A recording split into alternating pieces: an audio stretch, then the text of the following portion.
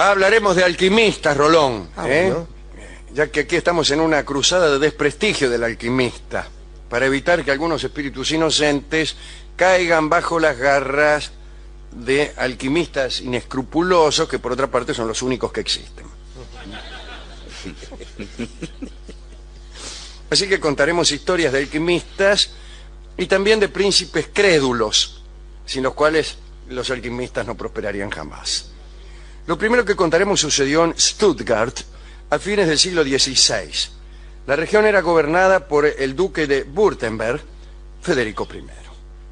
En realidad Federico I tampoco era muy escrupuloso, en realidad no tenía escrúpulos ni tampoco dinero. Y no tenía dinero porque se lo había gastado en chantajes y en extorsiones para obtener permisos para que su ducado dejara de ser un feudo austríaco y fuera restaurado como feudo del Imperio Germánico. Es decir, problemas de jurisdicción cuya resolución costaba dinero. Entonces, hallándose el duque Federico I sin dinero, resolvió tratar de conseguirlo manteniendo una colonia de alquimistas que naturalmente buscaban la piedra filosofal, la piedra de toque, a los efectos de convertir metales innobles en oro, lo cual suele ser muy redituable. Es decir, un hombre con problemas económicos que resuelve apelar a alquimistas para ver si salía de pobre. A pesar de los fracasos de los alquimistas, el duque creía firmemente en la transmutación de los metales.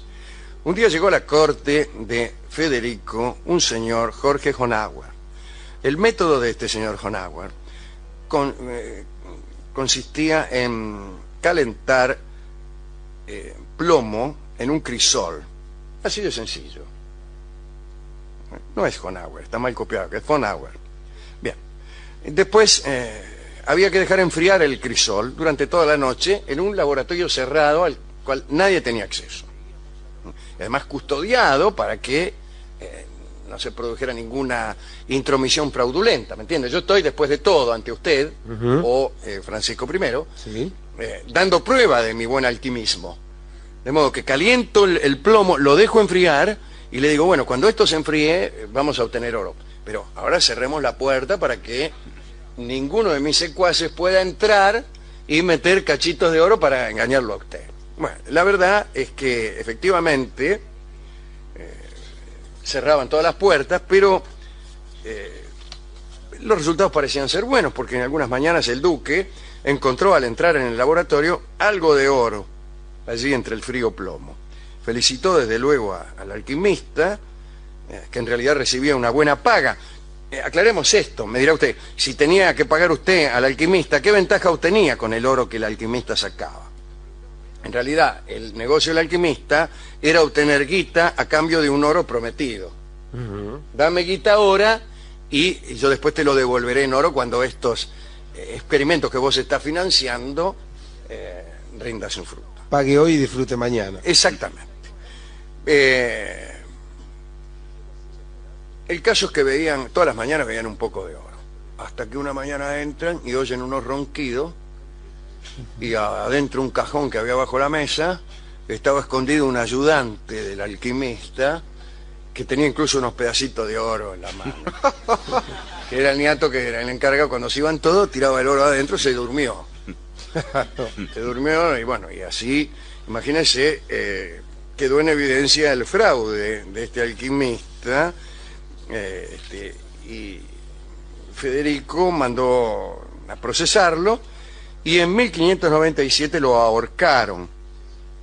Para dar un sentido simbólico a aquel ahorcamiento, el patíbulo utilizado era de hierro, pero fue pintado de dorado. De este modo, las muchedumbres que pasaban comprendían lo que el duque quería enseñar. En realidad creo que no comprendían nada, porque no se ve bien cómo podían advertir que bajo aquel dorado del patíbulo había hierro. Si vos ves un patíbulo dorado, ¿cómo sabés que abajo hay hierro? ¿De qué se trata? ¿De que yo al ver el patíbulo comprenda la suerte que les espera a los alquimistas fraudulentos? Para eso tengo que saber que bajo el dorado hay hierro. No lo voy a saber si es que no me lo dicen. Y si tienen que decírmelo, es que entonces el simbolismo aplicado es ineficaz. Sí, no es tan claro. Bueno, qué sé yo. Bueno. no sé. En cuanto al ayudante dormilón de von Auer, fue absuelto, inexplicablemente. Otro caso de alquimista fraudulento fue este.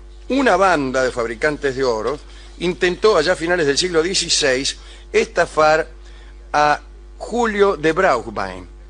Los jefes de la banda eran un párroco de Turingia llamado Philipp Sommering y otro párroco de nombre Abel Scharding. Discúlpeme, ¿no? Antes de entrar en contacto con Julio de Brauchwein, Sommering y Scharding estafaron a Juan de Sajonia. Lo estafaron como paso previo. Entonces ya con algún dinero, porque es necesario dinero para hacer una buena estafa, de manera que antes de hacer una buena estafa hay que hacer una mediocre. La mediocre se la hicieron a Juan de Sajonia y la pasaremos por alto, desde luego. Ya con algún dinero fueron a donde Julio de Brauchwein y le prometieron incrementar el rendimiento de las minas de sal y entregar al duque la fórmula de la piedra filosofal después de cierto periodo de preparación. Recibieron un anticipo de dinero y vivieron con toda opulencia durante los tiempos de experimentación. Pero el aspecto diferencial del proceder de Sommering y Scharding era el siguiente. Para usufructuar el dinero obtenido, le pagaban a unos esbirros que recorrían los caminos de acceso al castillo de Brauchwein y asesinaban a aquel que viniese con informes de otras cortes que pudieran perjudicarlo. ¿Entiende? Estaban haciendo todos estos experimentos en un castillo bastante retirado. Entonces, mantenían a unos esbirros que recorrían los caminos de acceso al castillo y asesinaban a todo aquel que tuviera cara de venir a dar informes inconvenientes al bueno de Brauchwein. Así que todos los correos eran interceptados y muchas veces asesinados. Después ocultaban los cuerpos. Era bastante complicado como procedimiento. No se puede hablar de una estafa refinada, ¿no? Sí, no eran de guante blanco. Sí, no. No solo hacían eso en los caminos, sino que cuando en la misma corte del duque alguien sospechaba del proceder de Sommering y Scharding, lo envenenaban. La tranquilidad de estos estafadores terminó cuando desde las cortes de Sajonia y Weimar no le enviaron ya correos sino un ejército para avisar a Julio de Brauchwein acerca de su infortunio. Y así sucedió. Llegó un ejército que no pudo ser asesinado en su totalidad y le dijeron a Julio, a ti te están engañando. Te están engañando, Julio, ¿no? Una frase que desde entonces ha recorrido el mundo con gran éxito. Julio, te están engañando.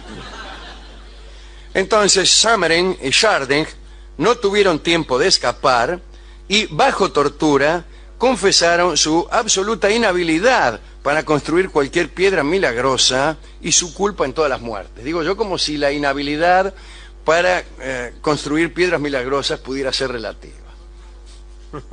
Confesaron que era absoluta. Bueno, y fueron descuartizados en febrero de 1575. Nótese la crueldad de todas las penas impuestas a los falsos alquimistas. Hago notar esta crueldad justamente para desalentar a futuros alquimistas fraudulentos. El público asistente a la sala se ve suficientemente desalentado. Levante la mano aquel que piensa dedicarse a la alquimia fraudulenta en el mañana. Una señorita por acá, un señor. No tantos. Allá hay otra señorita. Hay otros. Sí. Hay casi muchos más estudiantes de medicina. Sí. Hemos casi conseguido desalentarlos. Federico el Grande de Prusia tuvo problemas con alquimistas, pero no por su culpa, ya que él no era un hombre muy fácil de convencer. La verdad es que su corte estaba llena de transmutadores aficionados, porque su ayuda de cámara, Karl Fredershoff, estaba interesado no tanto en la piedra filosofal o en el oro, sino en la inmortalidad. Un estado que algunos alquimistas decían poder prodigar, ya sea con el elixir de la juventud o con la transmutación del propio alquimista, etcétera, etcétera. Entonces aparecieron supuestos especialistas, como la señora von Nothnagel y un señor llamado Trop. Este hombre, Trop, hizo una demostración de poderes transmutatorios y convirtió en oro un cacho de mercurio.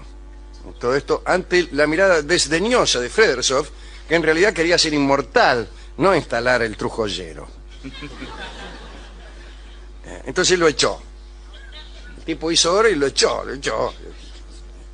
Quería ser inmortal y no rico. Le dije, tómesela, inepto, me interesa solo vivir siempre.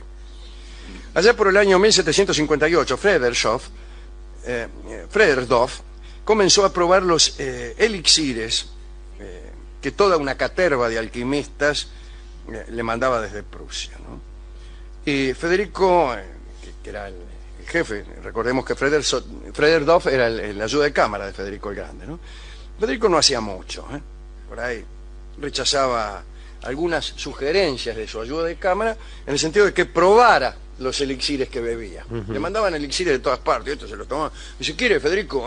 Un traguito. ¿Quiere un traguito? Dice, sin compromiso. Mire si se vuelve inmortal y somos todos felices para todo el rato. Cada uno que llegaba con un elixir se lo daba a Frederdorf y este los probaba. Pero la salud de este hombre se resintió. Y claro. Imagínense. ¿Por qué sería? Tantos elixires para prolongar la vida, murió ese mismo año. En 1758, porque parece que lo que mata es la mezcla.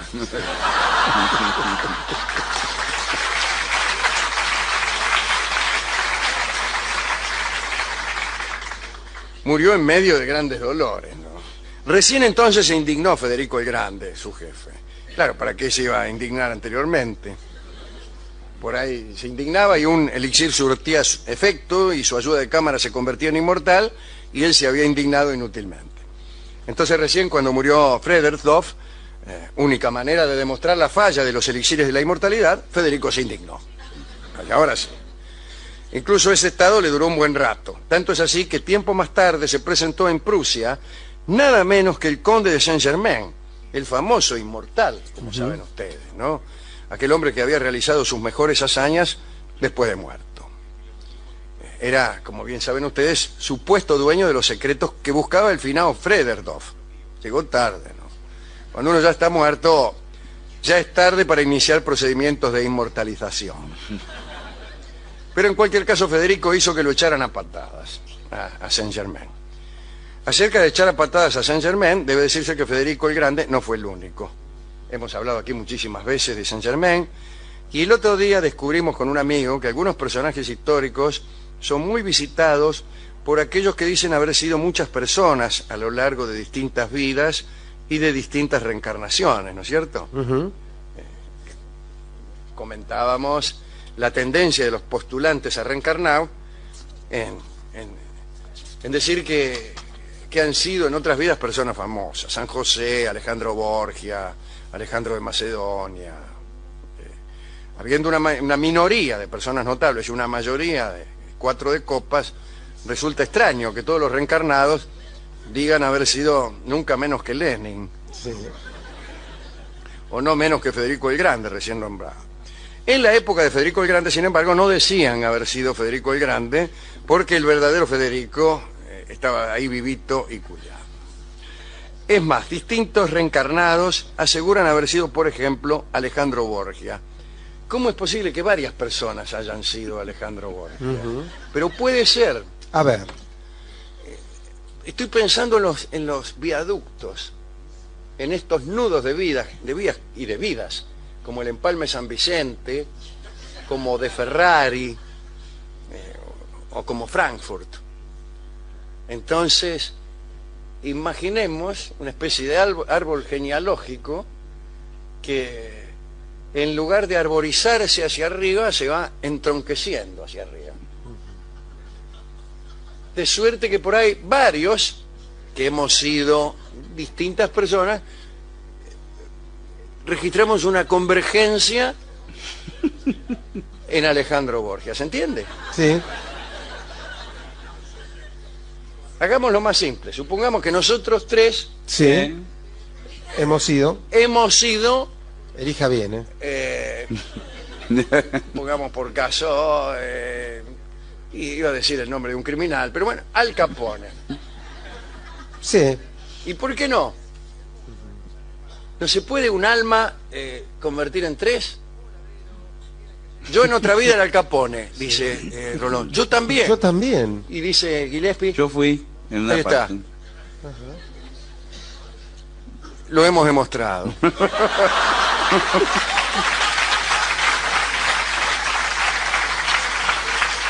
Pero no me diga que no le llama la atención esta nueva manera de reencarnar, Sí. que vendría a solucionar un gravísimo problema que tiene la teoría de la reencarnación, que es el escaso abastecimiento de almas. Sí, sí, la población crece. La población mundial es en este momento tan grande que se necesitan almas nuevas. Calcule, en el Imperio Romano a lo mejor tenía 10 millones de habitantes. Y ahora esa región tiene centenares de millones de habitantes. O sea que hay muchas almas que no saben de quién descender, no saben dónde está su pasado. Pues ahí está. Acabamos de solucionarlo. El alma es como una ameba, dice usted. Es como una ameba, exactamente. Y algunos, como Alejandro Borgia, se han, no sé si dividido, pero se han arborizado. Yo he sido Alejandro Borgia, usted también, y usted también. Yo sí. Así que Yo lo dice convencido aquel. solucionar problemas, sí, sí. No, Al Capone. Y Al Capone también. Claro, bueno, también. Sí, Ah, sí, que puede darse esa confusión también. Sí, sí, sí, hemos ido a Al Capone. Al Capone yo fui 2 veces.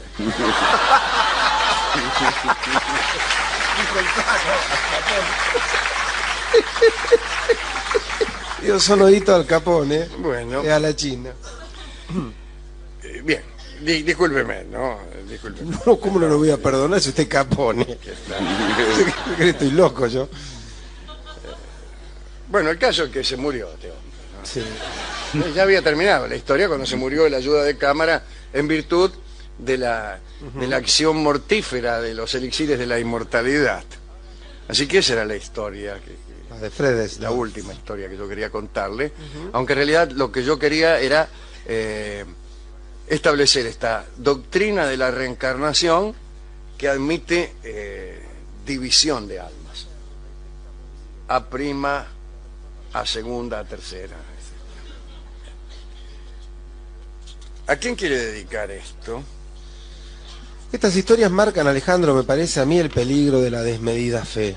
De la fe, digamos, que no se sustenta en nada, sí, que es solamente fe en sí misma. Digo, porque los arduos castigos a los que se los sometía a los alquimistas estaban en relación a la esperanza que se tenía en ellos. Claro. Me parece que ahí había una bronca por haber sido tomados por Giles, porque le creían en serio, creían mucho en esto.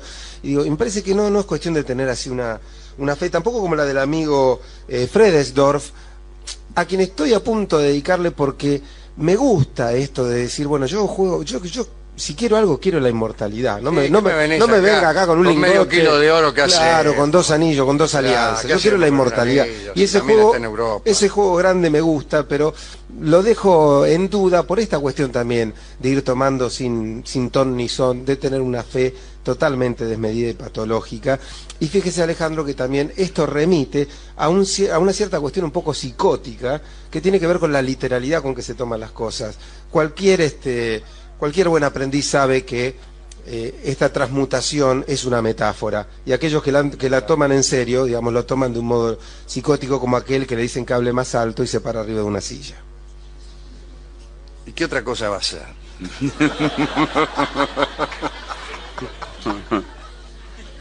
Bueno, hemos ido a buscar discos de tangos o canciones criollas relacionadas con la alquimia, con la transmutación de los metales, etcétera. Y el discotecario no estaba. Como la Vidala del alquimista, ¿no la teníamos? No, no la tenía. Y el discotecario suplente nos dijo que tenía una piedra de toque que convertía los discos de los muchachos de antes en discos de charlo. Pero al final conseguimos un fragmento de El Gallo de Oro. El Gallo de Oro. ¿Cómo se convierte un gallo en oro si no por una piedra de toque, no? Los gallos casi nunca son de oro. El Gallo de Oro tiene que ver con los alquimistas. Es una ópera de Rimsky-Korsakov, tal vez la última, una de las últimas, que es un cuento rarísimo. A alguien, creo que un alquimista finalmente, le regala a un príncipe un gallo de oro cuya función es alertar. Los gallos siempre alertan, sí, a través de un kikiriki. Kikiriki que, aprovecho que está usted, Gillespie, para decirle que en esa obra el kikiriki del gallo está afinado. Está hecho por una trompeta aguda todo el tiempo. Miren qué lindo rol. Cada vez que el gallo hace kikiriki, algo así como el rotativo del aire.